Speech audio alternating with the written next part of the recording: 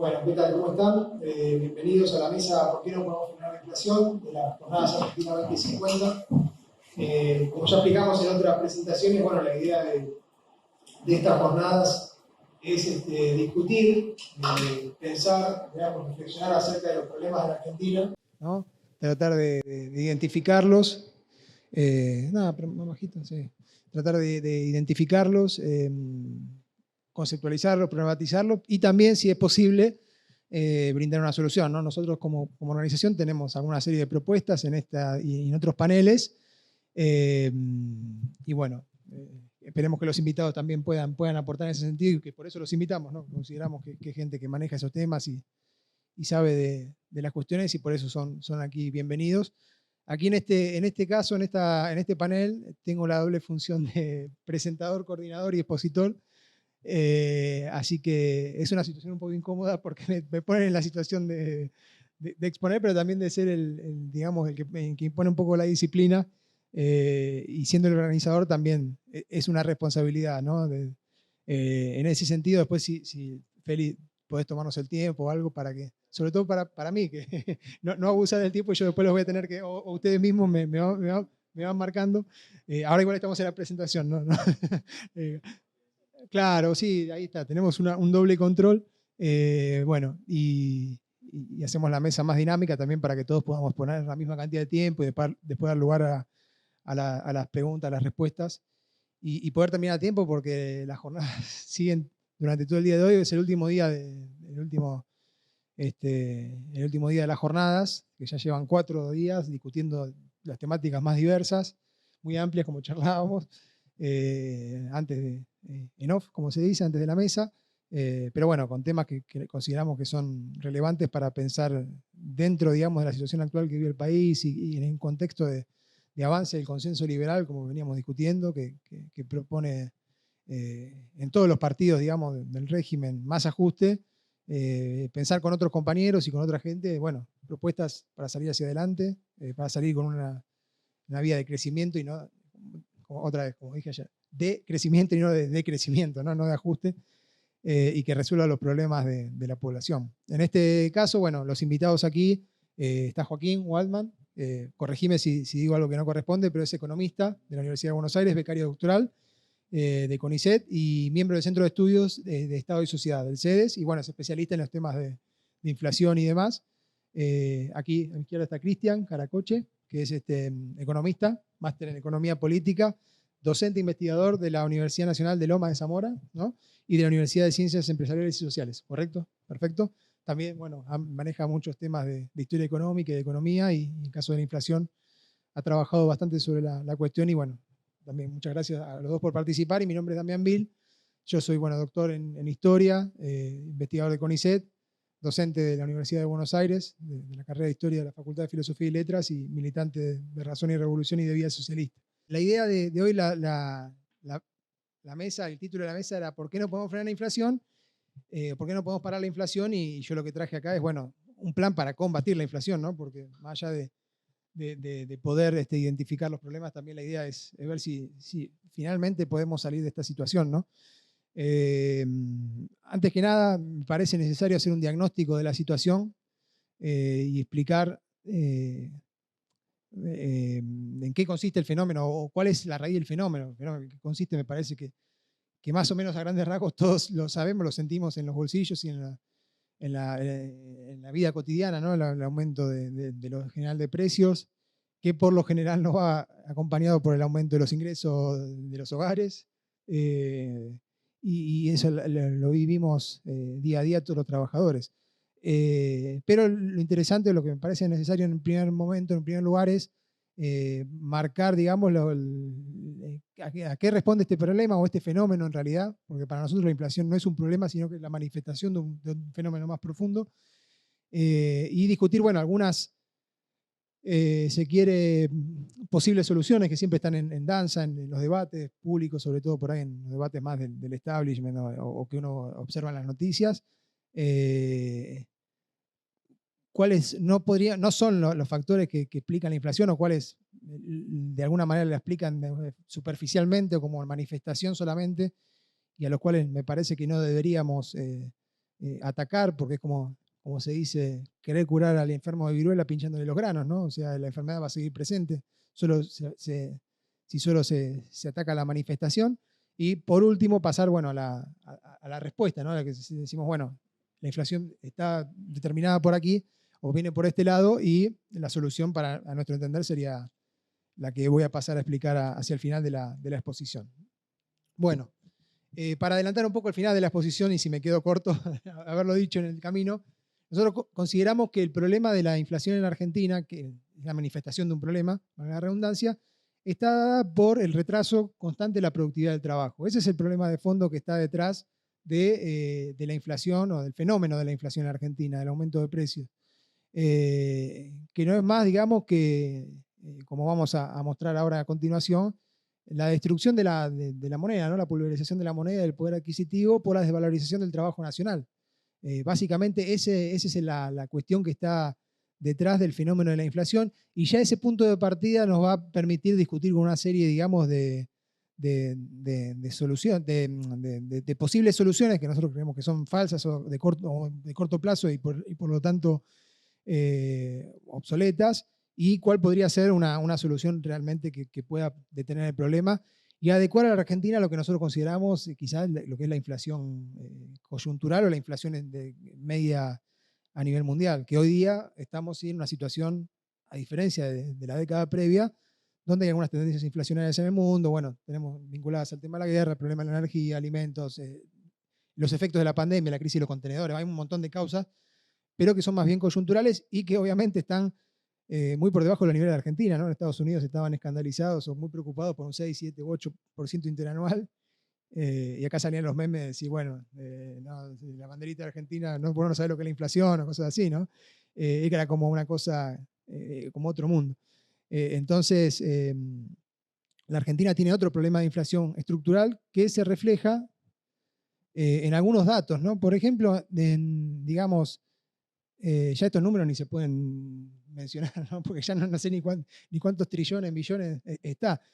O sea, en un periodo de 50 años, o bueno, acá menos, pero podamos estirarlo hasta el día de hoy, que el peso argentino está viviendo la misma dinámica, ¿no? O sea, se ha visto la pulverización de un montón de signos monetarios, algunos más o menos acelerados, el peso puede durar un poquito más, y esto de 1970 a 1991, pero el fenómeno inflacionario en Argentina se remonta a mediados de los 40, o sea, el tema de cifras de inflación por ahí similares a las que vemos ahora, con momentos, digamos, de picos muy altos, de ciertas recuperaciones vía algunas veces planes de estabilización o algún fenómeno de alza de precio de los commodities o alguna situación particular, pero luego nuevamente retomando un nivel muy elevado.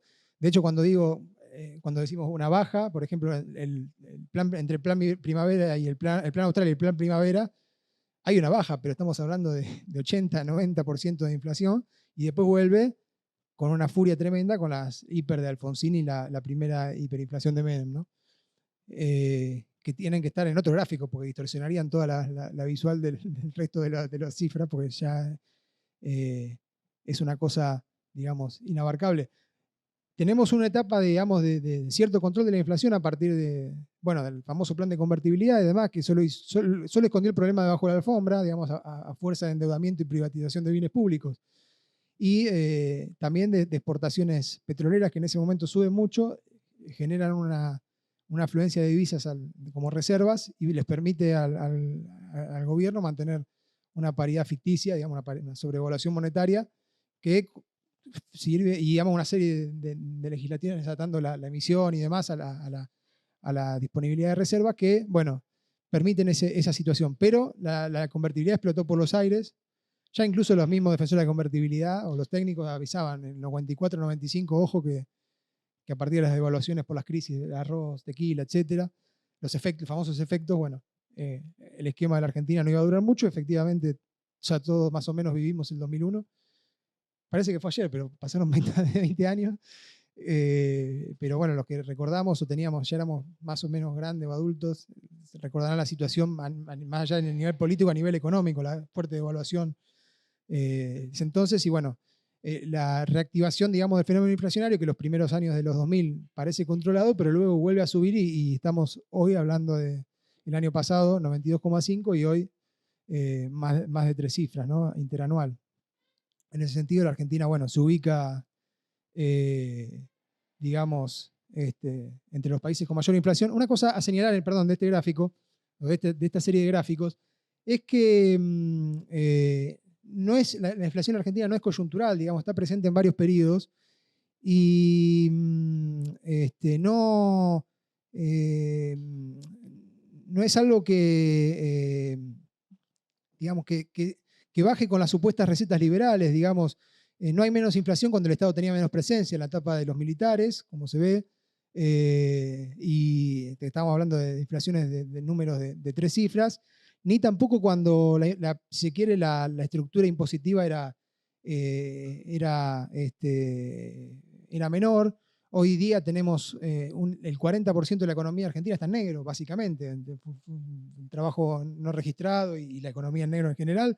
No obstante, los índices de inflación están superando los de la década del 60, cuando la rigidez del mercado laboral era tremendamente mucho más grande que la de hoy, o sea, menos de un 3% de desocupación y digamos que los derechos laborales y demás, en el sentido, se quiere plantear los liberales de que hay que flexibilizar el mercado, etcétera, mucho mayores que los actuales, con lo cual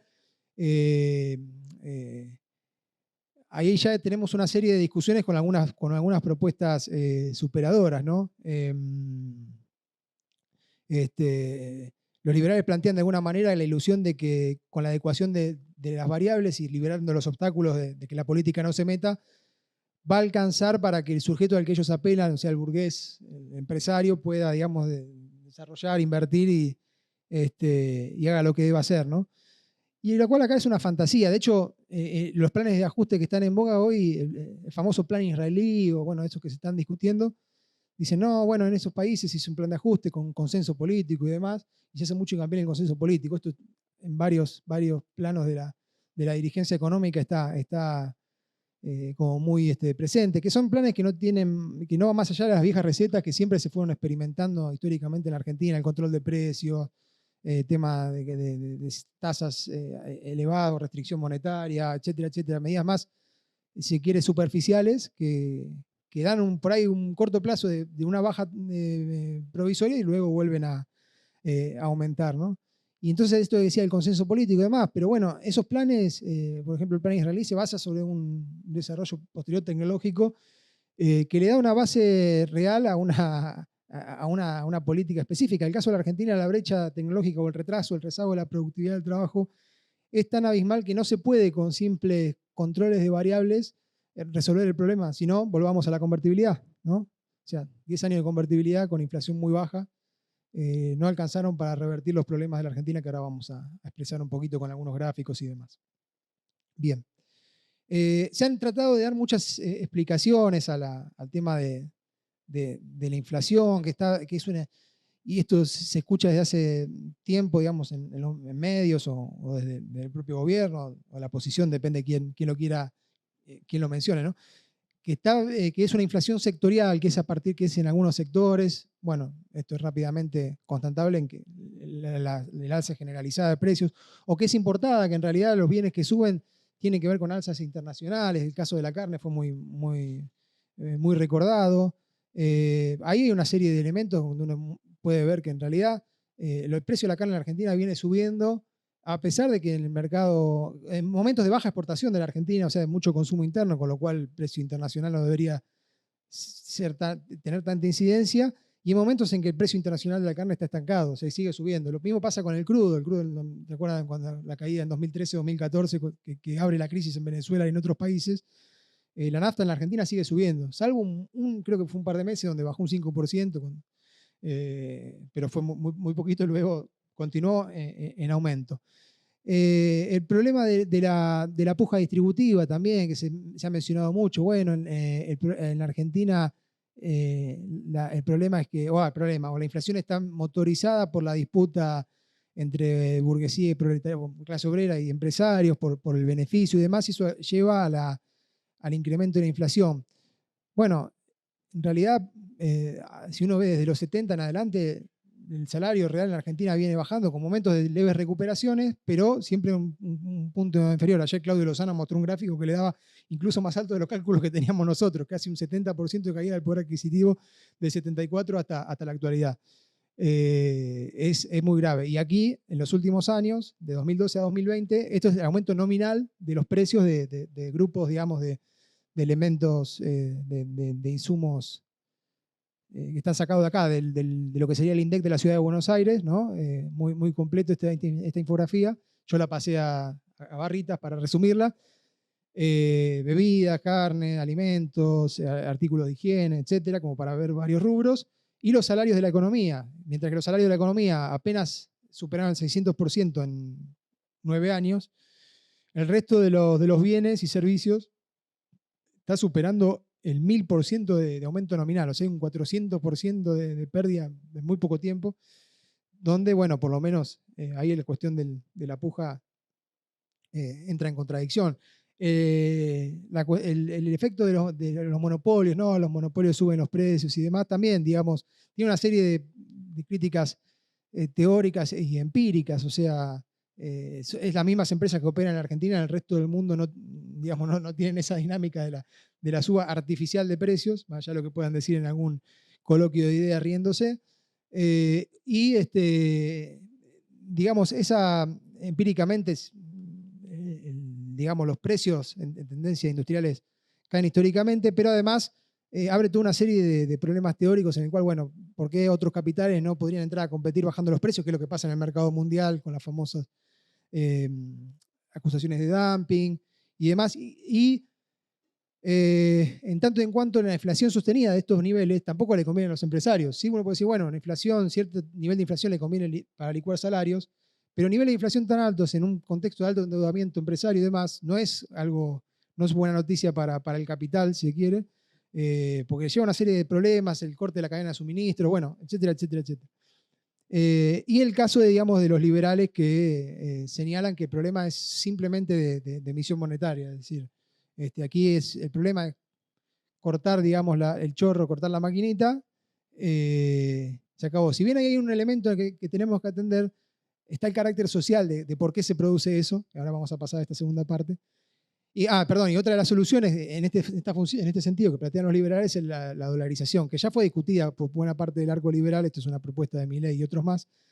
Pero ahí, bueno, básicamente esa solución es un ajuste brutal sobre la estructura económica argentina, porque te obliga a seguir la productividad de los Estados Unidos, funde un montón, digamos, ni la propia burguesía lo soportaría, digamos, sería el primer elemento que estaría en contra de eso.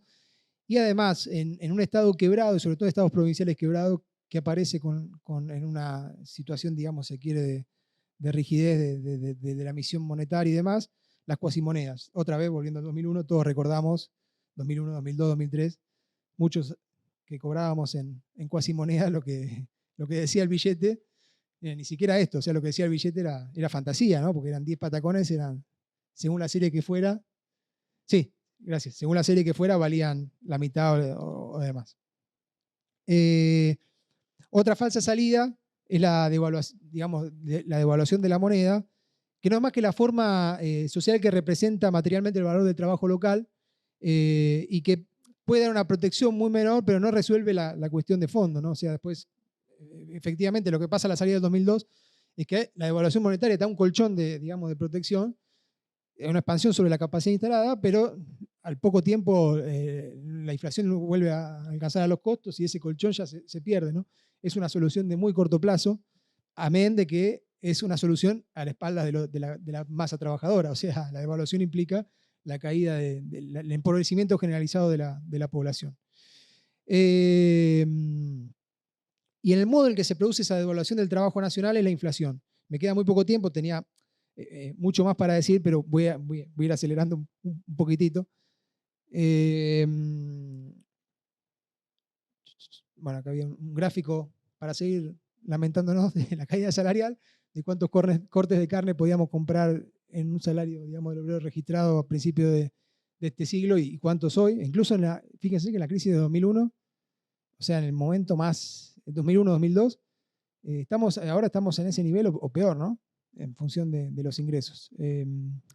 Esta es una medida de rentabilidad, hay muchas y puede ser que esté muy, muy mediada, pero una medida de rentabilidad general es el PBI per cápita en algún indicador que trate de igualar acá PPP, precio de paridad, de igualar, digamos, el registro. Tiene muchas mediaciones porque, bueno, persona ocupada, hay muchos, está el efecto de la renta y la evaluación de la moneda, etcétera, etcétera. Pero lo que muestra es el retraso que tiene la Argentina en la productividad del trabajo, que es lo que marca también el achicamiento de la economía argentina, porque ¿cuál es la contracara de esto? Es la reducción de la economía argentina en el mercado mundial, es decir, que cada vez podemos vender menos, cada vez nos cuesta más caro comprar los bienes del exterior, por eso no hay dólares. La industria argentina es consumidora de dólares y no genera divisas, entonces ahí nos vamos acercando también al problema social.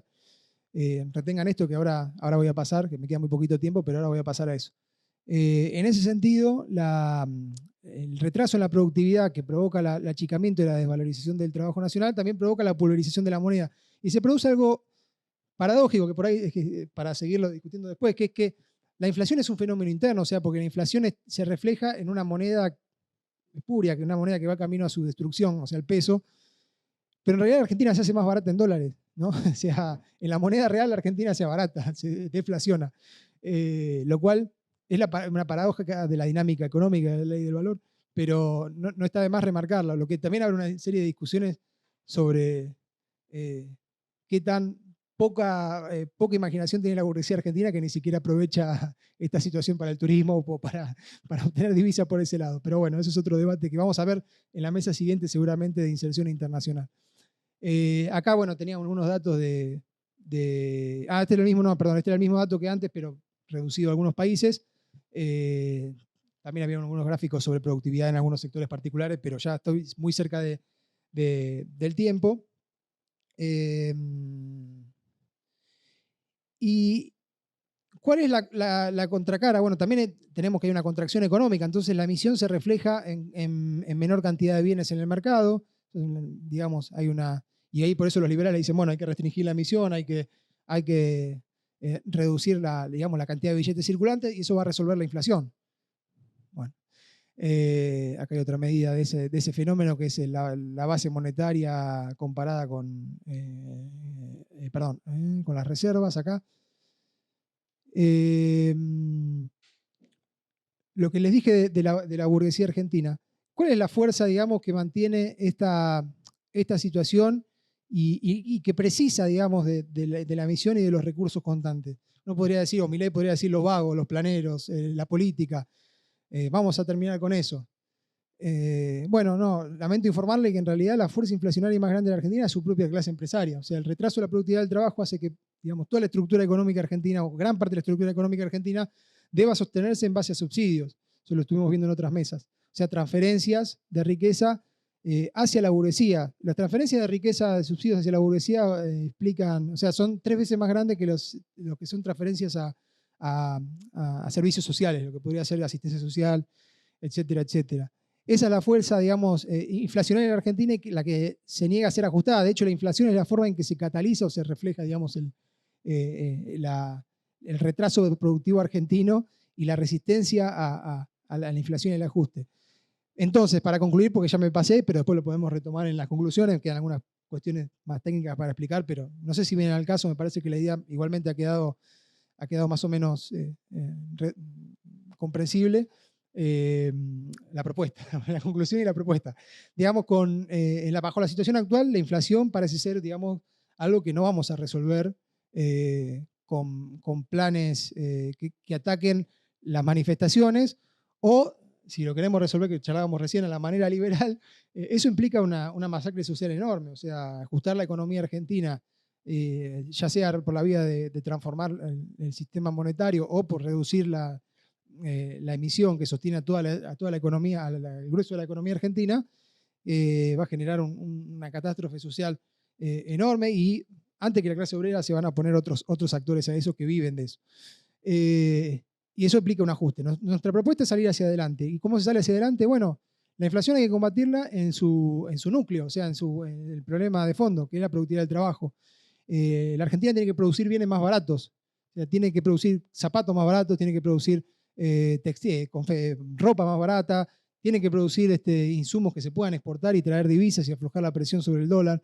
Y eso solo lo va a poder hacer un Estado planificador bajo otras relaciones sociales. No un Estado que subsidie a la burguesía, sino un Estado, digamos, de otro sujeto de la clase obrera que se ponga a la cabeza, digamos, de la planificación social y bueno, salga hacia adelante con esto, produciendo más barato. ¿Cómo se produce más barato? Bueno, por ejemplo, en calzado, reuniendo los miles de talleres que hay, que Eduardo mencionaba el otro día en una charla, Eduardo Sartelli, que pegan las suelas a mano y tienen una escala muy baja y costos muy altos. Bueno, se reúnen en empresas mixtas, propiedad del Estado y de privados, que concentran la producción, incrementan la dotación tecnológica, mercados, etcétera, y pueden reducir efectivamente el precio del zapato y evitar la importación, en este caso de Brasil, ¿no? Que hace que acentúa la sangría de divisas y también presiona sobre la inflación interna. Exportando otros recursos, se habló de la minería el otro día, el salmónido, bueno, los hidrocarburos, y acá pasar a una matriz energética de otro tipo. Hay un montón de pasos intermedios. En la mesa que viene lo vamos a discutir más en detalle, cómo la Argentina se puede insertar en el mundo, pero por acá viene para nosotros la solución. Si no, vamos a seguir sufriendo estas condiciones. Bueno, ya me pasé unos minutos, así que dejo acá y después la seguimos. Y gracias por escuchar. Bueno, antes que nada, gracias por la invitación a los compañeros de Vía Socialista. La idea un poco es charlar sobre el fenómeno de la inflación, cuáles son sus principales causalidades, sus principales determinantes, y un poco yo quizás no voy a presentar una salida tan directa, sino un poco tratar de entender cómo viene la mano y cómo nos va a afectar como clase trabajadora. No puse el cronómetro, tengo que ponerme el cronómetro. Iniciar. Bueno, primeramente, la inflación como problema. La inflación es un problema tanto para la clase trabajadora como para la burguesía, como para los distintos gobiernos.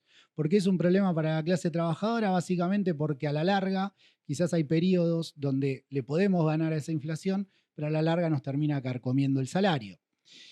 Es un problema para los distintos gobiernos porque, bueno, con inflaciones relativamente bajas se pueden ganar elecciones, ya con inflaciones cada vez más altas no se ganan elecciones.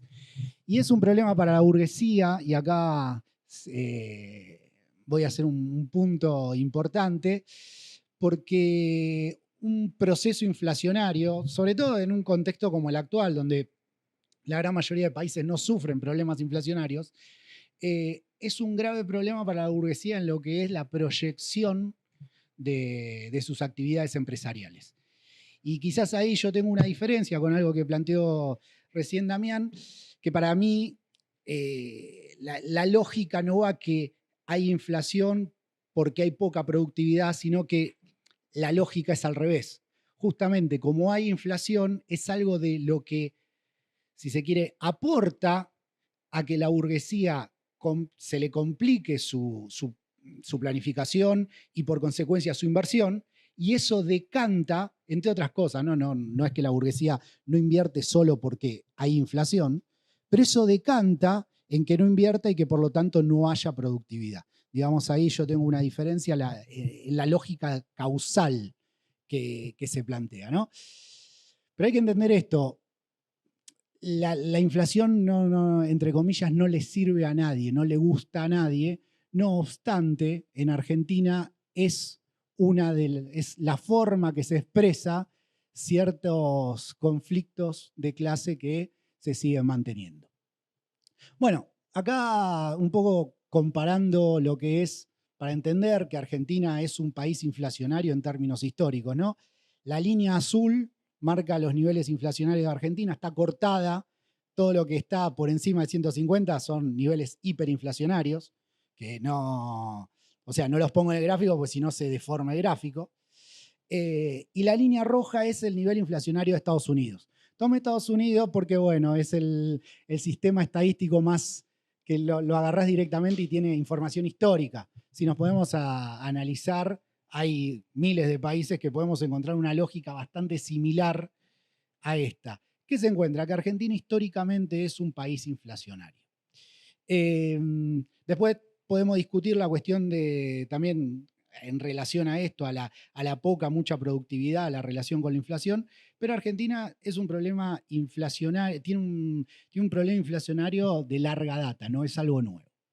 Ahora bien, haciendo un zoom de la inflación reciente, lo que se ve es que, bueno, de una u otra manera la inflación en los 90 estaba relativamente controlada, por decirlo de alguna manera, en función de que los grandes, si se quieren, motores de la inflación estaban también relativamente encajonados o encorsetados a lo sumo. Había una clase trabajadora totalmente disciplinada por medio del desempleo, había una burguesía que estaba totalmente disciplinada por medio del atraso cambiario y la apertura comercial. Y bueno, y obviamente el ancla cambiaria de tener el 1 a 1 implicaba que la inflación cambiaria no existía. Obviamente que eso tuvo sus problemas, se torna insostenible, obviamente, a partir de 1998, devaluación brasileña, caída fuerte de la rentabilidad de lo que es la tasa de ganancia a nivel local, cierre masivo de empresas y obviamente crecimiento de lo que son los desequilibrios macroeconómicos. Situación insostenible en el mediano plazo. Entre el 98 y 2001 se tornan todas las alianzas de clase para discutir esta convertibilidad y obviamente, como todos sabemos, encuentra ante la imposibilidad de lo que se llama un ajuste nominal, es decir, básicamente que se reduzcan los salarios para que la economía argentina se torne más productiva, más competitiva, se da finalmente la crisis del 2001 con su respectiva devaluación en el 2002. ¿Qué pasa con esta crisis del 2001 y su respectiva devaluación? Esto es una idea que yo en mis análisis de la inflación no la traía, pero la llegué a entender, la llegué a incorporar mucho más con un intercambio que tuve con Rolando Astarita. Siempre hay que pagar las deudas intelectuales. Se da un cambio en el esquema monetario que permite la libre emisión que anteriormente no permitía, es decir, en los 90 estaba encorsetado. Y además se da un cambio en lo que son los precios relativos, es decir, los bienes transables pegan un salto, los bienes no transables en un primer momento se mantienen relativamente estables o con una inflación moderada. A su vez, lo que se da también en el 2001 es la consolidación de un cambio en las relaciones de fuerza, es decir, venir de los 90 de derrota en derrota al 2001, que termina siendo una derrota, porque el desenlace termina siendo ese, pero las relaciones de fuerza cambian, ya no son las mismas. Y eso trae consigo, y después podemos discutir la cuestión de la puja distributiva, porque hay una cuestión de nominalidad muy importante, que en estos días lo estuvo tratando Melconian sobre el tema gasto, que hay que prestarle mucha atención. Pero bueno, a partir de ese cambio en esas relaciones de fuerza, vuelve a generarse esta puja distributiva y vuelve a darse demandas salariales que en algunos años estaban por debajo de la productividad, del incremento de productividad, pero otros años empezaron a estar por encima y obviamente alentando el proceso inflacionario. Después, bueno, un poco ya lo había comentado Damián, está la cuestión del incremento de los precios de los commodities entre 2002 y 2015, hubo un crecimiento fuerte, que eso aporta de una u otra manera como un motor más de la inflación. No obstante, a partir del 2009 aparece el déficit fiscal y su consecuente monetización, que eso se mantiene prácticamente hasta el día de hoy. Son todos factores que se van sumando al proceso inflacionario y que un poco hay cierta correlación entre cosas que van a aparecer acá arriba y esta flecha que va creciendo acá abajo. Es decir, a medida que se van sumando factores, la inflación va cada vez avanzando más en sus tenores. A partir del 2012 se empieza a dar también un proceso de devaluación por momentos progresiva y por momentos de asaltos. Los años más inflacionarios casualmente son años pares que preceden o suceden elecciones, 2014, 2016, 2018. Y obviamente cada uno de esos años pega un salto el nivel inflacionario. Después está la cuestión del cepo, que está bastante poco estudiada, pero la cuestión del cepo alienta el proceso inflacionario en el sentido que es una devaluación sectorial, por decirlo de alguna manera, donde muchas empresas, cada vez más a medida que avanza el cepo cambiario, empiezan a importar insumos no al precio oficial, sino al doble, por ejemplo, de lo que está el tipo de cambio oficial, y entonces es una inflación, si se quiere, cambiaria, pero sectorial. A su vez, se da el proceso de actualización de tarifas, que no es otra cosa, tanto el cepo como la actualización de tarifas, no es otra cosa que inflación pospuesta. Es decir, es inflación, rubros de precios que en su momento no avanzan acorde a la inflación, que los distintos gobiernos utilizan como anclas, pero que en algún momento esa inflación aparece. Y después tenemos, bueno, estos últimos dos golpes inflacionarios que vino a ser la emisión que trae consigo el COVID y lo que fue posteriormente la guerra, ¿no? Todo esto nos deja en una situación con un índice de inflación cercano al 100% para el año pasado y esperado también para este año rondando el 100%. Ahora, ¿por qué no se puede frenar la inflación en Argentina? Yo acá, de nuevo, me corro de la explicación de la productividad en el sentido de que Argentina, bueno, en los últimos años perdió el primer puesto en productividad de Latinoamérica. Está segundo, tercero, depende del año que tomemos. No obstante, en el resto de Latinoamérica, en los únicos dos países que hay inflación, es Argentina y Venezuela. En el resto de países, con productividad por debajo de Argentina, muy por debajo de Argentina, no hay inflación. Entonces yo ahí es un debate que tendría sobre la inflación con la cuestión productiva. ¿Cuál es la gran hipótesis que yo planteo? Que en Argentina no se frena la inflación porque hay una clase trabajadora que por distintos canales mantiene una cierta capacidad de disputa y más allá de su derrota sigue obstaculizando el programa de la burguesía. ¿En qué sentido? Bueno, entendiendo esto como la hipótesis general de por qué no se puede frenar la inflación, porque todavía existe una clase trabajadora que mantiene cierta capacidad de disputa, los distintos motores inflacionarios que planteé hace un ratito se pueden dividir en tres grandes grupos. Por un lado, cuestiones exógenas, cuestiones que de acá adentro mucho no podemos hacer, ¿no? Incremento de precio internacional de los commodities, cuestión del COVID y cuestión de la guerra. Hay dos cuestiones que son propias del capitalismo argentino, un poco, yo esta idea la tomo de la famosa anomalía argentina, Adolfo Illy, que estoy haciendo un trabajo para cuantificar esa anomalía argentina en términos de capacidad de disputa de la clase trabajadora, que por un lado tenemos la cuestión de la puja distributiva que genera una inercia en tanto y en cuanto los aumentos salariales en términos reales están por debajo del aumento de productividad, pero son crecientes. ¿Qué quiere decir? Y que sí, quizás el salario, quizás no, en los últimos años el salario ha caído, no obstante, los aumentos salariales en términos nominales vienen creciendo. Es decir, los aumentos salariales del 2015 son menores que los del 2016 en términos nominales, ¿no? En términos reales es otra cosa. Entonces, al generar un piso nominal cada año, por definición, eso genera una inercia inflacionaria. Y a su vez tenemos la cuestión del déficit fiscal. La cuestión del déficit fiscal tiene mucho que ver también con la misma resistencia de la clase trabajadora ante los ajustes. No lo traje acá, pero hay un grafiquito que salió en estos días que muestra el nivel de déficit fiscal argentino pre y post pandemia y el comparado con el resto de países latinoamericanos. Uno encuentra que pre pandemia el nivel de déficit fiscal argentino estaba muy por encima del resto de países latinoamericanos. Obviamente con la pandemia ese déficit fiscal crece para todos los países, pero post pandemia ese déficit fiscal se achica abruptamente en el resto de países y en Argentina no.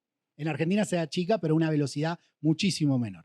En ese sentido, yo siempre remarco la capacidad que tiene la clase trabajadora argentina, no solo de luchar en términos de clase trabajadora ocupada y registrada, que eso existiría más en la parte de puja distributiva, sino la capacidad de luchar en tanto clase como un todo, por ejemplo, ante la reforma jubilatoria, como clase en su fracción, como por ejemplo las fracciones desocupadas. El movimiento piquetero y el nivel de organicidad que tienen las fracciones desocupadas en Argentina no existe, al menos en ningún país de Latinoamérica. Y la capacidad de presión y resistencia tampoco existe en ningún país de Latinoamérica. Y el último grupo si se quiere, de input, de causalidades, un poco son problemas endógenos pospuestos, como dijimos, ¿no? La cuestión del atraso cambiario que decanta en incrementos del tipo de cambio y la cuestión del cepo y la cuestión del aumento de tarifas. A todo esto, habíamos dicho, ¿por qué no se puede frenar la inflación en Argentina? Porque todavía existe una clase trabajadora que de una u otra manera mantiene cierta capacidad de disputa. A su vez, esto implica necesariamente que para frenar el proceso inflacionario es condición sine qua non, al menos en términos del capitalismo argentino de la actualidad y en el corto y mediano plazo, ¿no? Después podemos discutir si tomamos el poder los trabajadores, pero en el corto y que también si tomamos el poder los trabajadores tenemos que discutir otras cosas también.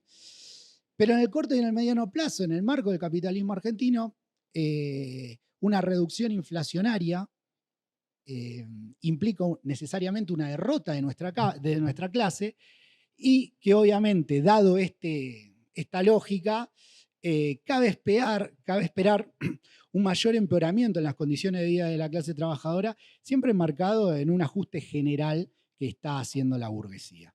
Frente a esto, y acá termino, y dejamos para la... Sí, la idea era dejar para el debate. Frente a esto, y acá termino, yo dejo planteadas dos grandes interrogantes que creo que hay que pensar, tanto en términos, si se quiere, académicos como políticos. Es primero, si el próximo gobierno va a lograr avanzar en este ajuste, si se quiere, para de una u otra manera estabilizar el ámbito de acumulación, frenar la inflación, tratar de ordenar un poco los déficits y demás.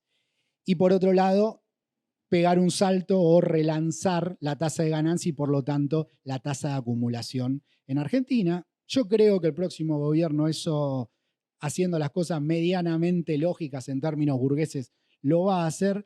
La gran pregunta que me queda a mí, y también la comparto, es una vez que hace eso, ¿hasta cuánto le dura ese ámbito de acumulación estabilizado y esa rentabilidad nuevamente relanzada, ¿no?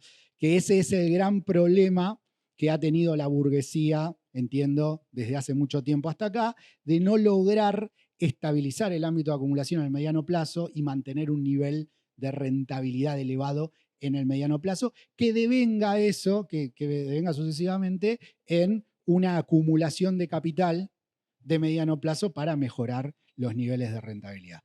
Obviamente que todas estas cuestiones que estoy hablando, este PDF tiene 114 hojas, con muchos datos. Si a alguien le interesa, después en la segunda parte vamos charlando esos datos y los vamos discutiendo. Hasta acá yo.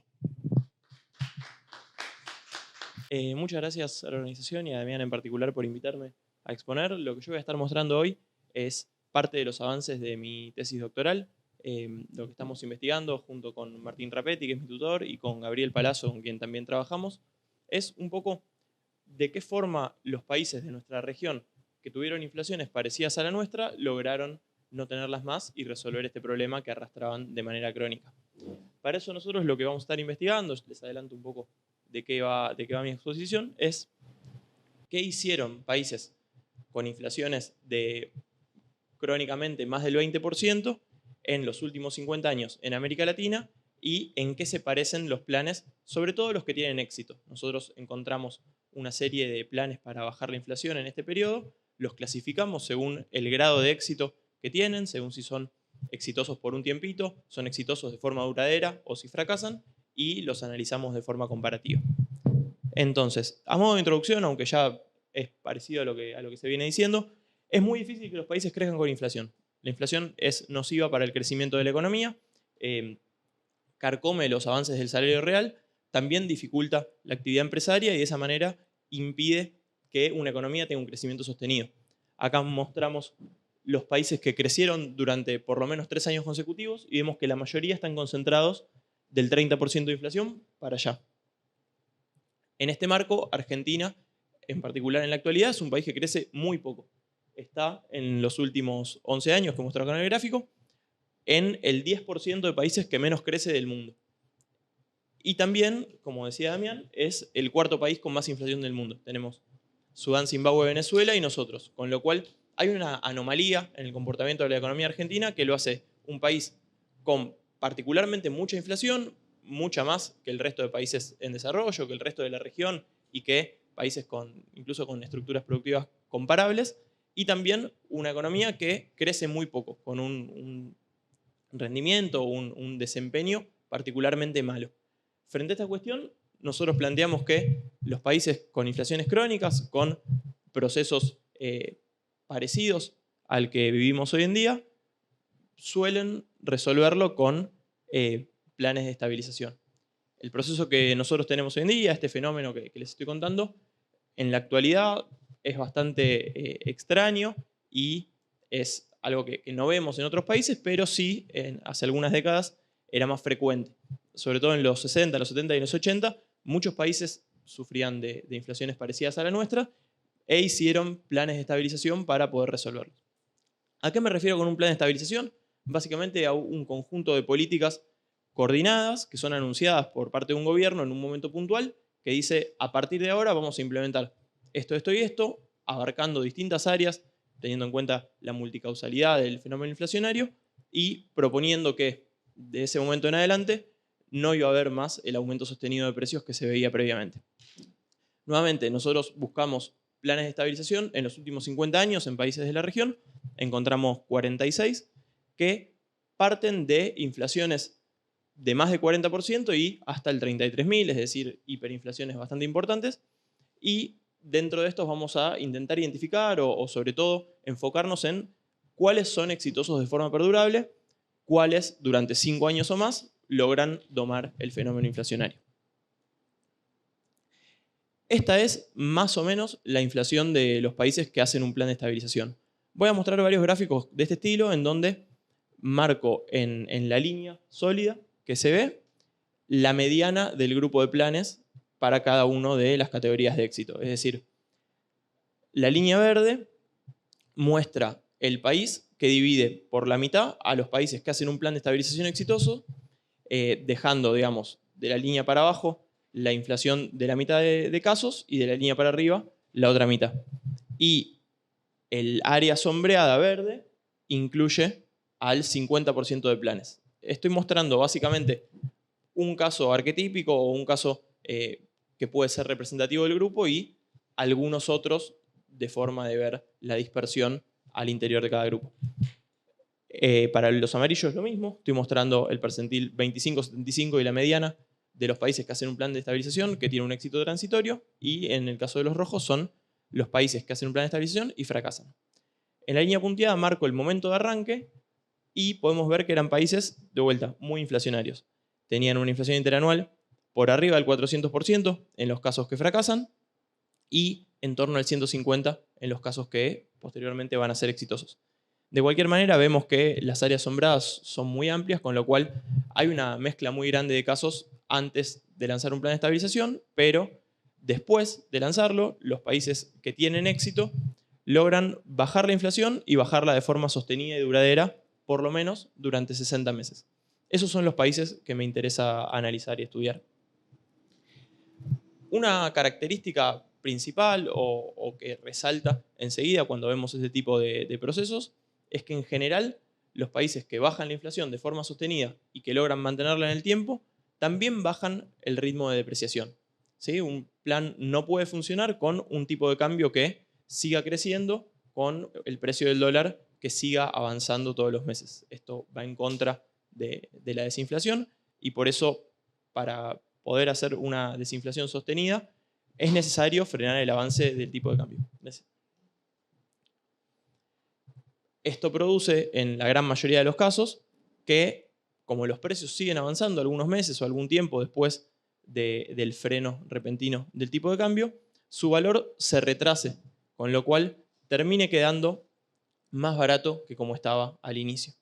Vemos que en mediana, y esto se replica para la mayoría de los casos, los países exitosos tienen al cabo de un tiempo un tipo de cambio real 20% menor al del comienzo del plan. Esto, dicho de otra forma, es el precio del dólar se atrasa un 20% en comparación al momento en que inicia el programa. Esto va de la mano de unas cuentas externas que suelen deteriorarse. No es nada novedoso, está muy estudiado este asunto, pero lo encontramos también en nuestra base, que cuando la inflación se frena y el tipo de cambio se rezaga respecto al resto de los precios, los países pierden competitividad y de esa forma van deteriorando sus resultados externos. Un poco esto lo que nos indica, o la conclusión que nosotros extraemos, es que para comenzar un plan que sea exitoso es necesario partir de cuentas externas que sean superavitarias. Vemos acá la distancia que hay entre los países que logran estabilizar la economía, que logran frenar la inflación, se distinguen por comenzar con un superávit externo, comenzar con más exportaciones que importaciones y de esa forma tener cierto espacio para que el dólar se retrase, se pierda competitividad cambiaria, como dijeron previamente, y puedan mantener en el futuro un déficit externo. Esto es otra manera de ver lo mismo. Estabilizar requiere tener dólares, algo que hoy es un poco difícil o esquivo para la economía argentina. En el gráfico de la izquierda mostramos que este grupo de países que estabilizan y estos otros puntos en verde que están cerquita, contaban en el momento de arranque con un superávit de cuenta corriente y también con un superávit fiscal. En el otro gráfico mostramos algunos de los casos que no contaban con superávit en cuenta corriente y cuánto financiamiento institucional consiguieron del exterior. Son en particular 3 economías muy pequeñas, la de Costa Rica, la de Nicaragua y la de Bolivia, que consiguieron un flujo muy grande de financiamiento del Banco Mundial o de algún país aliado geopolíticamente que sostuvo con préstamos su estabilización. Dentro de ese grupo, si estuviera en la región, probablemente incluiríamos a Israel, que mencionaste en el 85, que sostuvo su estabilización no con un proceso parecido a este, no partiendo de un superávit externo, sino recibiendo un montón de préstamos y de donaciones de Estados Unidos. Para lo que nosotros estudiamos, nos parece que esta dinámica es fundamental y que contar con dólares, partir de una cuenta corriente superavitaria, dicho de otro modo, poder exportar y poder producir a un precio que sea demandable por el resto del mundo, es algo de lo que permitiría realizar un plan de estabilización exitoso en Argentina. Otro de los elementos que vemos que coincide o que se sostiene o que es muy frecuente en los planes de estabilización exitosos es la cuestión fiscal que mencionabas vos. Los planes de estabilización que logran frenar el avance de los precios en la economía parten de cuentas fiscales equilibradas o en términos primarios, es decir, sin contar intereses, equilibradas o un poquito superavitarias, mientras que los planes que no logran sostener en el tiempo su desinflación en general parten de déficit. Por el lado del déficit financiero, incluyendo los intereses de la deuda, vemos lo mismo. Por un lado, arrancan con menos déficit, ¿sí? En torno al 2% del PBI, que hoy en día es lejano para nuestra economía. Pero además, lo mejoran y lo sostienen en el tiempo. Esto genera, visto desde distintas formas de entenderlo, por un lado, menos necesidad de monetizar, menos necesidad de emitir para financiar el desbalance del tesoro. Por otra parte, genera menos necesidad de endeudamiento externo, pudiendo liberar el espacio que hubiera de endeudamiento externo para pagar por las importaciones y no pagar por los gastos del Estado. Y por otra parte, genera la sensación del propio compromiso del gobierno del Estado con acotar su propia dinámica o su propio comportamiento en torno al gasto a la sostenibilidad del proceso. Visto incluso de otro modo, también genera que no sea el Estado quien genere en algunos sectores específicos excesos de demanda que desajusten los precios relativos y den por terminada con la experiencia.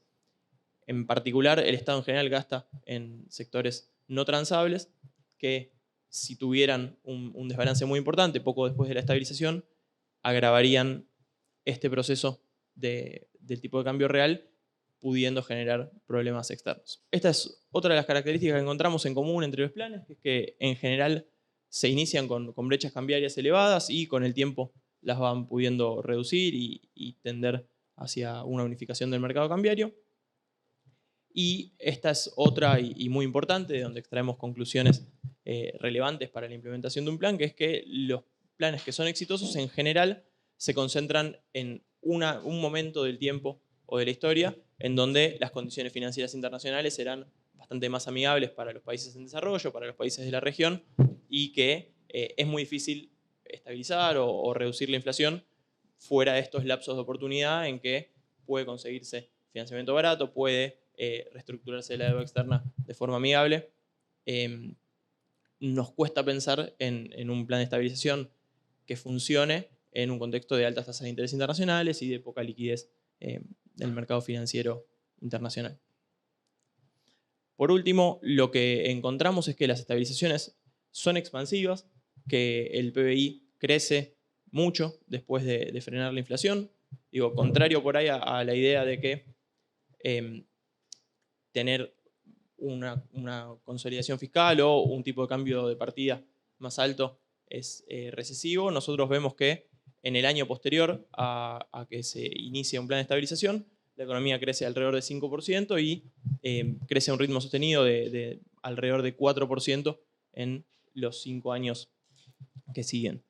Esto no implica que haya una receta sencilla o que haya una serie de pasos a tomar para frenar la inflación. Y lejos estoy de recomendar subir el dólar y ajustar el déficit y que eso pueda parar la inflación, porque me parece que generaría lo contrario. Pero sí tenemos como de algún modo punto de llegada o como mirada optimista respecto de que si tuviéramos esos puntos de partida y lográramos con el resto de condimentos que hacen el plan de estabilización, con acuerdos de precios y salarios, con compensaciones a los sectores que pierdan en el reordenamiento de precios relativos y de ordenamiento de los gastos del Estado, la oportunidad de estabilizar permite después expandir la economía. Esto muy vinculado, por ahí también contrario a algunas creencias, muy vinculado al crecimiento del salario real y del empleo, que podría generar no tener los problemas que hoy nos trae la inflación.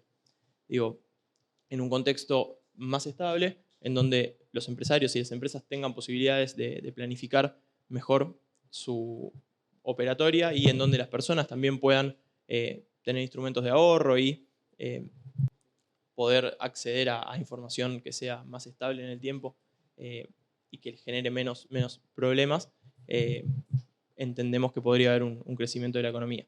Y también vinculado a el atraso o la apreciación del tipo de cambio real, que en general está muy estudiado en nuestras economías, es expansivo y es beneficioso para el salario real.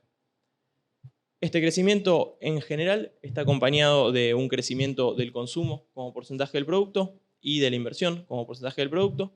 Entonces también verificamos un poco que los ingresos de los trabajadores mejoran con la estabilización de la mano de la mejoría en el salario real y pueden incrementar sus compras unos 2 puntos más que lo que crece la economía, o sea, alrededor de 7% anual. Y por el lado de la inversión crece mucho más que el producto, justamente por lo que vos decías de cómo tienen mejor forma de planificar su negocio de las empresas y invertir en una economía que tiene más perspectivas de estabilidad que en el lapso previo. Acá a la derecha, algo vinculado a lo anterior, vemos que el crédito bancario se recupera en las economías que estabilizan. Esto permite, tanto para las familias como para las empresas, tomar préstamos y financiar su mayor consumo e inversión. Y del lado izquierdo, se reduce el impuesto inflacionario, que en pocas palabras está vinculado a cómo la gente pasa a tener más dinero en efectivo luego de la estabilización, teniendo en cuenta que ese dinero pierde menos valor a lo largo del tiempo por la licuación que genera la inflación. un poco más específicos sobre el diseño del plan, vemos que en general los países que pueden intentan usar deliberadamente al tipo de cambio como la herramienta con la cual estabilizan y frenar su dinámica de forma directa para de esa manera incidir en la evolución de los precios. Tenemos algunos planes seleccionados que tienen más reservas, más exportaciones en relación a las importaciones, mejores balances de divisas y mejor resultado fiscal, y esos países en general eligen directamente utilizar un ancla cambiaria, mientras que los que tienen situaciones más comprometidas en estos planos a veces lo hacen también, pero muchas veces apelan a otros instrumentos que acá metemos dentro de la bolsa de otras anclas. En cualquier caso, nosotros encontramos que ambos tipos de países tienen estabilizaciones expansivas, que el crecimiento del consumo, de la inversión y del producto se da en todas las ocasiones en que logran frenar la inflación. Y a modo de conclusión, creemos que esto es un poco lo que debería intentar hacer Argentina en algún momento. Un plan de estabilización que primero logre algunos puntos de partida que creemos fundamentales y necesarios para que funcione y que, por suerte, después encontramos que es beneficioso en líneas generales para la economía. Muchas gracias. Bueno, gracias a ambos. A ver, ¿vio el cable? Ahí, gracias. Sí. Al final el único que se pasó fui yo, así que qué mal anfitrión. Bueno, lo que les propongo ahora es que pasemos una ronda de preguntas de acá, de los presentes, consultas. Lo único, otra vez con un poco de mala onda, seamos todos breves, incluso nosotros en las propias intervenciones, en función de la continuidad de las jornadas, y más que nada porque yo me tengo que ir a otro panel también, y no lo quiero dejar acá. O me gustaría terminar por ahí la mesa que, como balance, a mi entender, me deja un montón de cosas para seguir discutiendo largo y tendido. Tengo algunas cositas para responder y algunas cuestiones muy interesantes para recapitular y seguir, bueno, en otros paneles o por otras vías. Nosotros tenemos, una breve aclaración, esto de la inflación o de cómo resolverla forma parte de un plan, de un programa que es el programa que le da nombre a las Jornadas Argentina 2050, que bueno, ahí lo tenemos, después le dejamos algún ejemplar, que va de conjunto con otras transformaciones de la dinámica y de la estructura económica argentina. Y bueno, la resolución de la inflación tiene que ir de la mano necesariamente con esas transformaciones estructurales, que bueno, podremos seguir discutiendo en otros ámbitos, en otros contextos. Bueno, no sé, ¿quieren hacer algunas preguntitas, comentarios, intervenciones? Buenas. Nada, primero, muy buena la charla, el panel, me gustó las intervenciones de los tres. Tengo una pregunta para Cristian. Por el tema de lo que vos mencionabas como la puja distributiva y como este fortalecimiento o resistencia del movimiento obrero. Vos dijiste que, o sea, siendo que se presenta una situación contradictoria, que no necesariamente porque sea contradictoria significa que lo que diga está mal, sino que simplemente que la vida social se puede presentar de una forma contradictoria, y es cómo vos empezaste diciendo que a la burguesía no le conviene que haya inflación y al mismo tiempo hay un movimiento piquetero dirigido, estatizado por la propia burguesía, que en la puja salarial, digamos, avanza hace dinámico, o sea, eleva el proceso inflacionario, por así decirlo. Como que el movimiento obrero, o sea,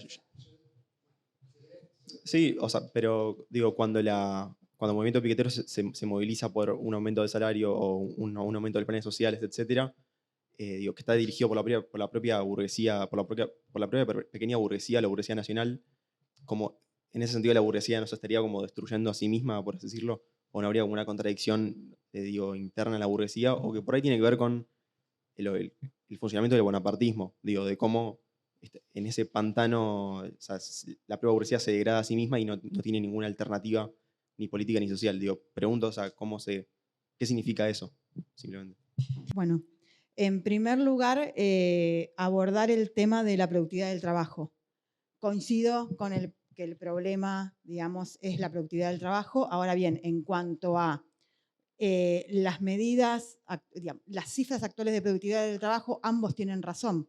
Por una parte, es muy baja la productividad del trabajo si lo analizamos en periodos anuales, y también es muy alta si lo analizamos en los periodos en los que los trabajadores, por lo menos en grandes empresas, realmente trabajan produciendo, pero que no lo hacen de la misma forma, de manera continua a lo largo del tiempo. ¿Cómo podían, digamos, empezar a plantear esta cuestión? Y con respecto al tema de la capacidad de resistencia de la clase obrera, mi pregunta es la siguiente. ¿A partir de qué indicadores podríamos hablar de una capacidad de resistencia cuando, si uno analiza todo lo que es negociación colectiva, principalmente, digamos, en la época en que se supone que se pudo resistir más, que es desde, digamos, el kirchnerismo en adelante? ¿Cómo podemos plantear esa resistencia y el éxito de esa resistencia cuando la negociación colectiva misma marca una degradación absoluta y permanente en picada de las condiciones de trabajo y de las condiciones salariales de los trabajadores? Esa es mi consulta. Tal vez no lo exprese en los términos técnicos más adecuados, ustedes intentarán entender qué quiero decir. La primera es para Cristian. Cristian, si yo no entiendo mal, vos lo que planteás es que primero hay una multicausalidad de la inflación, hay un montón de factores que son los que determinan ese incremento o esa evolución de la inflación en general. Pero dentro de ese conjunto de factores vos identificás uno en particular, que es la resistencia del movimiento obrero. ¿Cómo? Bueno, de los trabajadores, de un sujeto político o social, si querés, pero encontrás una causa política. Si es la resistencia. O sea, eso, así lo entiendo yo. Ahora me responderás. Pero entonces, la causa más importante que tiene la inflación es un factor político. La resistencia que tiene esto, que pueden ser trabajadores, obreros, que fuera, al fenómeno inflacionario. Mi pregunta era si podrías desarrollarlo y históricamente, si ese factor ha estado siempre presente. Pues yo lo que pienso, bueno, ¿de qué resistencia hablamos, por ejemplo, en el momento de la dictadura? Entiendo que la inflación en ese momento no se terminó de doblegar, por ahí me equivoco, va a modo de pregunta, con un gobierno completamente dictatorial, cuando anda a hacer una huelga en el 78, a eso me refiero. Asimismo, digo, cómo se manifiesta este problema en los 90, a grandes rasgos, ¿no? Luego, para Cristian y para Damián, y una última para Joaquín, para Cristian y para Damián, cuando vos decís que tenés esta diferencia con Damián respecto a lo que hace la productividad, no sé si están hablando exactamente de lo mismo, porque tengo la impresión de que Cristian habla de la productividad a nivel empresarial y entiendo que Damián se está refiriendo más a la productividad de la economía en su conjunto. No sé si estoy entendiendo bien esa diferencia, pero parecía ser que no hablan cosas exactamente iguales cuando se refieren a productividad. Y por último, en relación a lo que planteaba Joaquín, decía, al principio indicó que tenía varios contrapuntos, pero cuando yo iba escuchando lo que él decía, tal vez entendí mal, repito, decía, no hay plan exitoso sin dólares. Y me parece que en algún punto eso es lo que está planteando Damián. Está diciendo, si vos no conseguís dólares por la vía de, por ejemplo, aumentar tus exportaciones, es decir, por la vía de hacer una economía más competitiva, más productiva, no vas a conseguirlos. Entonces, en ese punto yo lo que veo es una coincidencia, salvo que esa obtención de dólares provenga de un ajuste en las condiciones de vida que te permita, por ejemplo, abaratar aquello que vos estás vendiendo por la vía de salarios más bajos. Bueno, eso. Yo justo iba a decir eso, en función de, habíamos dicho después que hicieron al revés, pero yo tengo una propuesta, a ver qué les parece. Yo resumo mis respuestas y les dejo el mayor tiempo posible a ustedes. Esto que decía, como hablé un poquito de más al principio, y son los invitados, yo tiro unas ideas y les doy tiempo para que puedan, si quieren, darle una vuelta a lo que les preguntaron, que me parece que es súper interesante y está más destinado a ustedes que aquí, como decía, son los invitados. En breve, para responderle a Cristian, en cuanto a la discusión que planteo, que me parece súper interesante y que tiene que ver un poco con lo que preguntaba acá el compañero Martín. El tema de la productividad, ¿cuál es el huevo o la gallina? ¿No? ¿Es la productividad o es la inflación? acá lo que hay que tener en cuenta es que lo que yo entendía como productividad tiene que ver con eso, con el sistema, con la economía en su conjunto, y el achicamiento de la Argentina en su tamaño, digamos, relativo a nivel mundial. Es decir, cada vez se hace como un país, no voy a ampliarlo solamente, voy a ver si podemos verlos acá muy brevemente. Igual después se lo circulo, al que le interese me lo pide. Su achicamiento como tamaño de economía. ¿Qué significa su achicamiento como tamaño de economía? Su capacidad, digamos, de generar y de captar valor en el mercado mundial. Bueno, esto va del 1960 a 2019 y se ve la caída de la participación del PIB argentino en la economía mundial. La contrapartida de eso es que el capitalismo en Argentina, a pesar de que crece y crece la productividad interna, como mencionaba la compañera, que yo por ahí creo que por ahí está hablando más de intensidad del trabajo, pero no sé si tanto de productividad, o sea, de que cada mercancía tenga menos valor agregado, o sea, del aumento de la productividad del trabajo en sentido en que lo entendemos nosotros. Por ahí quizás estabas hablando de mayor intensidad del trabajo, que no es exactamente lo mismo, quizás aprovechar más los tiempos muertos o el momento de la jornada, eso después lo podemos discutir con más detalle, sí. O por ahí yo lo entiendo de esa manera, pero bueno, acá no sé si traje los gráficos, pero la comparativa muy aproximada que habíamos hecho de algunos sectores nos daba que la productividad de la Argentina, por ejemplo, la siderúrgica, física, por obrero, es 30%, 40, 50% menor que la norteamericana. En automotriz lo mismo, daba 20 y pico de vehículos promedio en los últimos años, entre 27 y 22 vehículos por obrero, contra 60, 70 de la norteamericana, 50 de la japonesa. O sea, tiene muchas mediaciones esa cuenta, habría que desagregarla un poquito más, pero da cuenta de una serie de elementos. Acá incluso lo hace, bueno, va a ser Nicolás Sino Carrera, INDEC y el BLS, que la productividad industrial argentina es un quinto de la norteamericana. Juan Graña, que es otro economista que ha trabajado el tema, también tiene muchos cálculos al respecto, creo que también le robé un gráfico acá, pero bueno, está citado. Pero todos esos estudios muestran lo mismo, ¿no? O sea, la Argentina se achica, su productividad es menor, o sea, su capacidad de generar valor o de capturar valor en el mercado mundial se reduce, y la forma de compensar ese retraso que tiene la estructura económica argentina, y me parece que está la clave, la estructura económica argentina, es compensar vía deuda y vía empobrecimiento de la población, devaluación e inflación. Ahí está la clave, me parece. La clave para comparar con otros países, y todo después también tiene que ver con la estructura económica. ¿Por qué otros países como Chile, Uruguay tienen una inflación mucho menor? Bueno, porque su estructura económica es más sencilla, no hay tanto que compensar. Hay otros motivos políticos, se quiere, también hay una historia de la clase obrera, etcétera, etcétera, que la podemos seguir conversando, que inciden en, digamos, menos resistencia y demás. Uruguay expulsa gente, otros países expulsan gente, Venezuela igual tiene una inflación muy elevada, pero hay otros países que resuelven su problema inflacionario. Ecuador dolarizó y echó gente. O sea, no es decir te vas, pero la gente se va porque, bueno, tiene que ir a buscarse la vida a otros países. Básicamente es eso.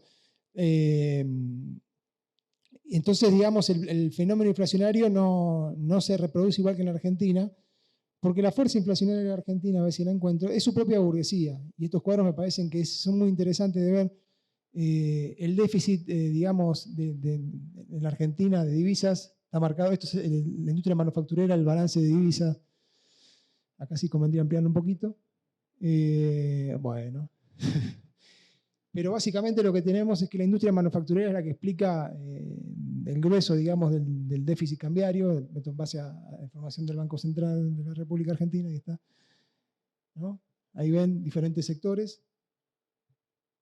Y lo que explica también, digamos, el déficit fiscal son los subsidios económicos. O sea, los subsidios económicos son muy superiores a lo que sería el gasto social, que viene creciendo igualmente y en los últimos años creció mucho, pandemia de por medio. Ahí también hay un punto interesante. O sea, el gasto en alimentación es monstruoso. Y si estamos viendo la cantidad de pobres en Argentina y demás, sacándole esos gastos, por eso también coincido en que la solución para la burguesía es... yo diría, más que implica, presupone una derrota muy fuerte de la clase obrera, pero la continuidad de esto también presupone un empeoramiento de las condiciones de vida de la clase obrera. Por eso nuestra propuesta tiene que ver con esto, con remover el problema. El problema es el Club de la Obra Pública, los de Mendiguren, los Ratazzi, o sea, los pequeños e incluso también los grandes se comportan de esta misma manera, de una manera prebendaria con el Estado, son los que explican el déficit también. y solo los planes están muy buenos. Un gobierno socialista debería ejecutar un plan, y muchas cosas de ese plan que debería ejecutar un gobierno socialista en medidas inmediatas tienen que ver con una reforma monetaria, resolver la deuda en pesos, LELIQs, pases, etcétera, etcétera, todo lo que ya sabemos, que suman doble de la base monetaria. El tema del tipo de cambio y los 500 millones de tipos de cambio, que ya somos también un meme en el mundo por eso. Ahora está el Malbec, el dólar Malbec, ¿no? Bueno, hay un montón de elementos que hay que resolver, o que un plan debería, digamos, por lo menos poner sobre la mesa rápidamente. Y nosotros planteamos un plan de ajuste sobre la burguesía y no sobre la espalda de los trabajadores. Pero si no resolvemos este problema, y el problema de la productividad del trabajo y del tamaño de la economía argentina en el mercado mundial, si no generamos una economía dinámica, tarde o temprano reaparece, porque la Argentina también tuvo sus planes de estabilización, ¿no? y demás, hasta incluso con recetas que por ahí en otros países funcionaron mejor, y acá resolvieron por muy corto, o sea, servieron por muy corto plazo, pero el problema volvió a aparecer, ¿no? Eso es lo que por ahí explicaba al comienzo de la exposición. Bueno, hay muchas cosas más para seguir charlando, pero los dejo a ustedes, así pueden explayarse. Bueno, yo tengo varias que me hicieron, así que vamos a responder en orden. Voy por orden. Si me olvido de alguna, por favor, me repreguntan. Puede ser, yo soy siempre amigo del pregunta y repregunta. Ahora no podemos, pero un poco como charlábamos antes con Damián, la cuestión de la no repregunta le da la suerte a cierta gente liberal de decir cualquier cosa en el aire. Yo como conozco eso, trato de siempre pregunta y repregunta si queda alguna duda. Así que si me olvido de algo, por favor, me responden. Bueno, primera pregunta sobre la cuestión del déficit fiscal que lo generaba el movimiento obrero. No, yo lo que decía es que a ver, primero, no lo genera, digo, es una, si se quiere, una gran demanda de recursos, no el movimiento obrero particularmente, sino por un lado el movimiento piquetero y todas sus demandas, y a su vez, y con esto, a ver, no estoy diciendo que está mal que demanden, porque yo he militado en movimiento piquetero y estoy totalmente de acuerdo con sus demandas. Estoy tratando de describir la situación. Y no solo es una cuestión del movimiento piquetero, hay una cuestión de gastos en términos generales, como por ejemplo el no recorte. Si bien se está recortando, pero a un ritmo mucho más lento de lo que recortan otros países, por ejemplo, de gasto previsional. Y a todo esto una cosa que, ya que la dijiste, te voy a responder, Damián, que sí, es cierto que cuando uno mira los títulos, uno encuentra que el subsidio a empresas es muy grande. No obstante, cuando uno escarba y entiende qué es ese subsidio a empresas, uno encuentra que el subsidio a empresas implica que la clase trabajadora pague luz, agua, transporte más bajo. Por lo tanto, ¿es un subsidio que va directo a empresas? Sí. No obstante, sería lo mismo que el gobierno compre cosas y las regale en ese sentido. ¿Qué quiero decir con esto? Que recortar ese subsidio no implica que las empresas van a ganar menos, porque las empresas no van a mantener el precio al valor que tienen hoy, sino que eso va a implicar que las empresas van a subir el precio que están vendiendo esos bienes y servicios. Por lo tanto, es un gasto que en el renglón dice subsidios empresariales, pero tiene un alto contenido en términos sociales. Eso es muy importante. Y como tiene un alto contenido en términos sociales, también tiene un alto contenido, si se quiere, una alta resistencia a la baja. ¿Por qué no lo cortaron en su momento el segundo kirchnerismo, el tercer kirchnerismo? ¿Por qué a Macri le costó tanto cortarlo? O sea, no es una cuestión voluntarista que Macri ni el segundo kirchnerismo le querían regalar plata a las empresas. O sea, hay algo que implica la imposibilidad de cortarlo. A ningún gobernante le conviene tener déficit gemelos y sostenidos en el tiempo. O sea, hay limitaciones sociales que implican que eso no se puede cortar voluntariamente. Hoy corto subsidios. Eso por un lado, movimiento piquetero. Después, la productividad del trabajo. Cuando hablo de productividad del trabajo, la voy a tener que encontrar, son 114 filminas. Cuando hablo de productividad del trabajo, hablo de industria argentina. No. productividad. Hablo de esto. ¿Qué estoy mostrando acá? ¿Cuál es la productividad en dólares? ¿Qué es lo que se ve? Que Argentina, de todo Latinoamérica, hasta hace pocos años, era el país con mayor productividad. Y no obstante, en toda Latinoamérica no había inflación como hay en Argentina. ¿Qué vemos hoy en día? Que Argentina está en el pelotón de los más productivos, guste o no, estamos en Latinoamérica, digo, ¿no? En el resto de países no hay inflación y en Argentina sí.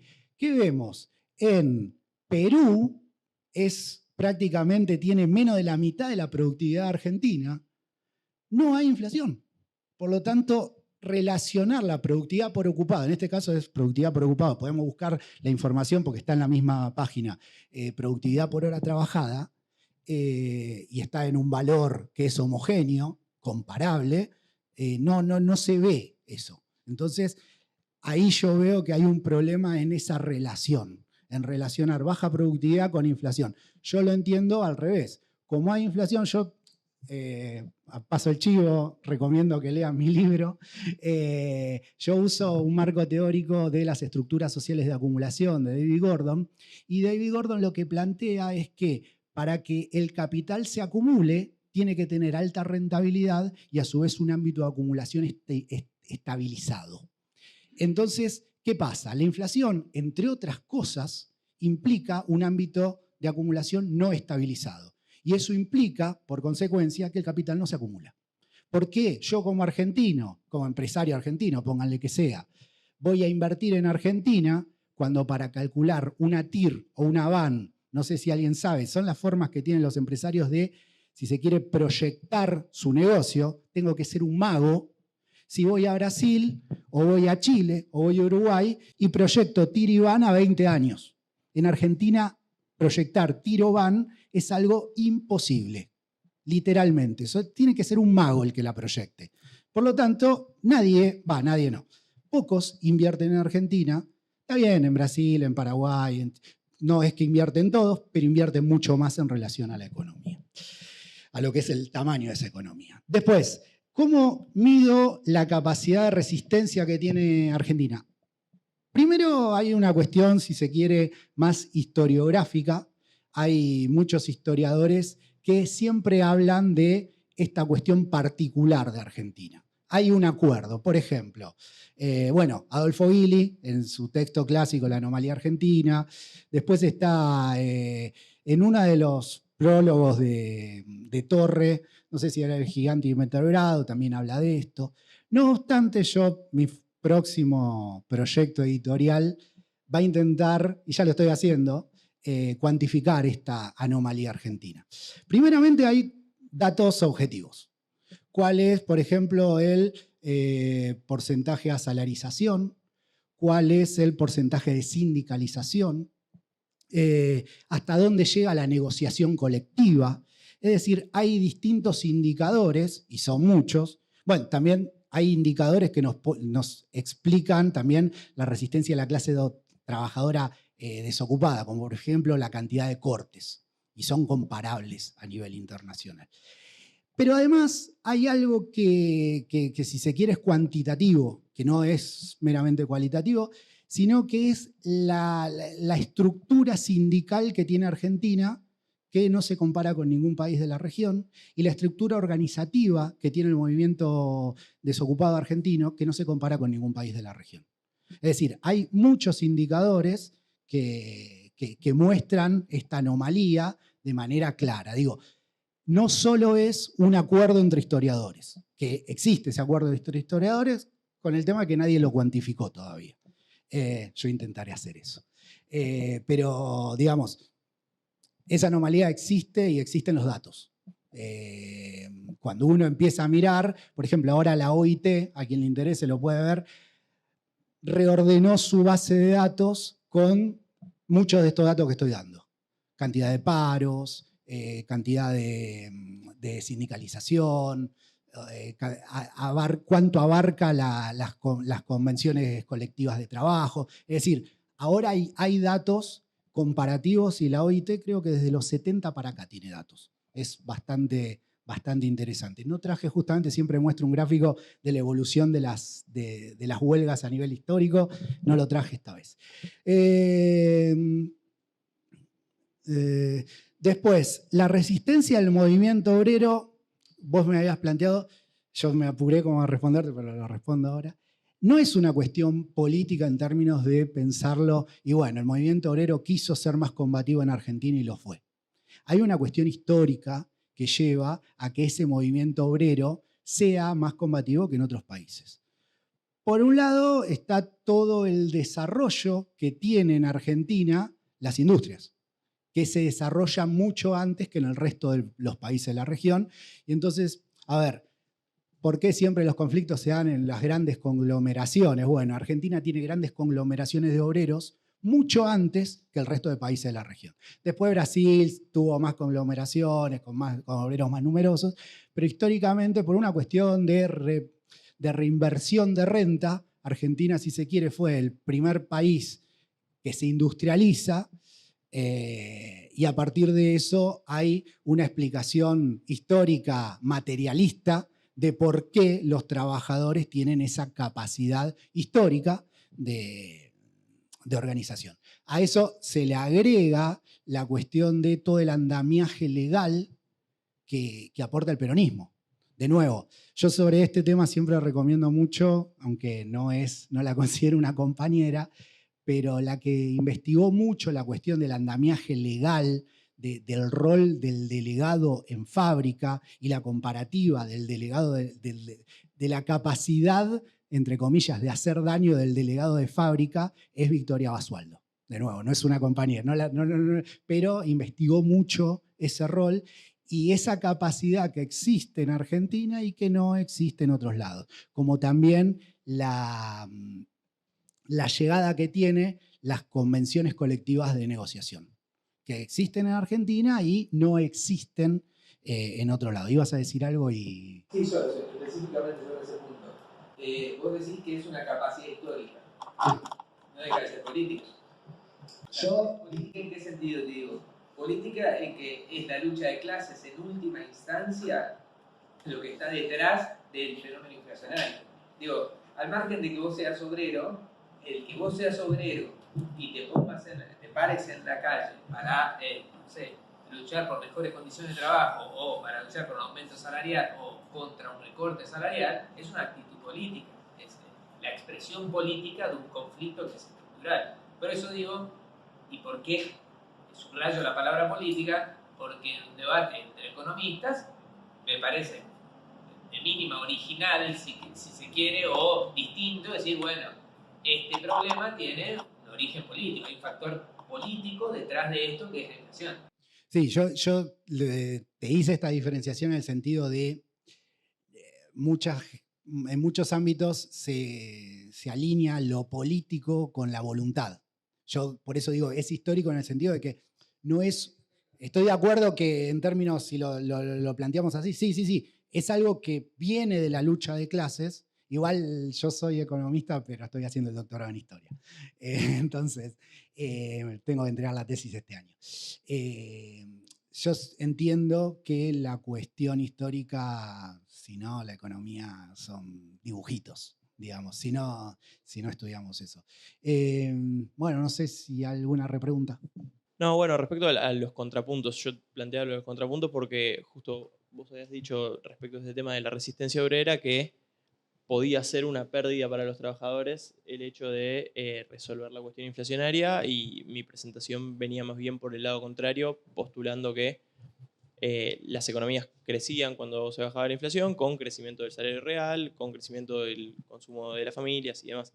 Me parece que tenía más bien que ver con eso, porque creo que después, respecto específicamente de lo que nos preguntás sobre la necesidad de dólares, la necesidad de exportaciones, es algo que nosotros vemos muy claro en nuestro estudio y que creo que coincidía con lo que planteaba Damián y creo que coincidiríamos los tres. Digo, la necesidad de mejorar la productividad para poder venderle cosas al resto del mundo y de esa forma sostener un mercado cambiario relativamente calmo es clave en cualquier proceso de estabilización. Yo, volviendo un poquito para atrás con la discusión que quedó con este gráfico, coincido con esta idea de que la inflación sostenida va dificultando esto, va estancando cuánto se produce en una economía a nivel empresa, a nivel rubro y a nivel economía en general, y eso es nocivo para la propia intento de estabilización. No sé si más o menos. Genial. No, hablando del tema de la sindicalización, ¿no? Si bien podemos plantear el hecho de que sí, hay una alta tasa de sindicalización, la sindicalización está forzada por la reinstauración de la quita compulsiva del aporte, digamos, al sindicato por parte del trabajador. Entonces es medio como que estás presionado a sindicalizarte porque en realidad perdés un montón de otros beneficios que esa sindicalización te da y sin embargo te quitan el dinero, digamos, te descuentan el dinero de tu salario. Eso por una parte. Con respecto al tema de negociación colectiva, en realidad sí hay mucha cantidad, pero cantidad no es calidad. O sea, evaluar pormenorizadamente qué es lo que se negocia y qué resultado tiene en las condiciones de vida y salariales y de trabajo del trabajador es otra cosa distinta. Hay mucha negociación colectiva, pero muy desfavorable para los trabajadores. Y por último, el tema de los subsidios. Está bárbaro con el tema de los subsidios a la energía, pero ¿qué pasa con los repro cuando en realidad el Estado subsidia a la empresa para que pague salarios? Perdón.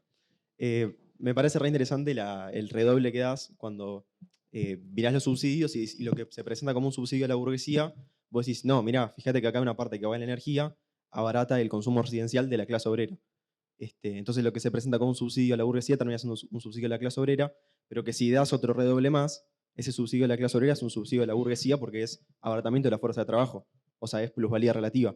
Entonces, nada, es como el paso que falta, eso. Bueno, en parte lo que comentás vos, justamente es de la sindicalización forzosa, es un elemento estructural que viene históricamente.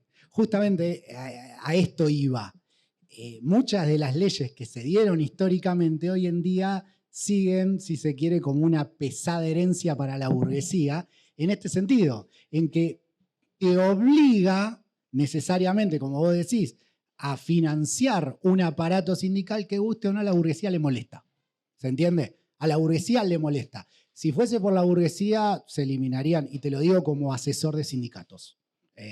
Si fuese por la burguesía, se eliminan los sindicatos.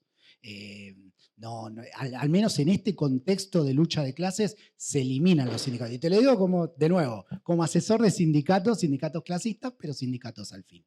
Después, sobre por qué hay más instituciones, por consecuencia, eso no resulta en resultados positivos. Sí, estoy de acuerdo. No necesariamente más instituciones dan resultados positivos. Lo que sí, más instituciones obstaculizan el proceso de ajuste que requiere la burguesía.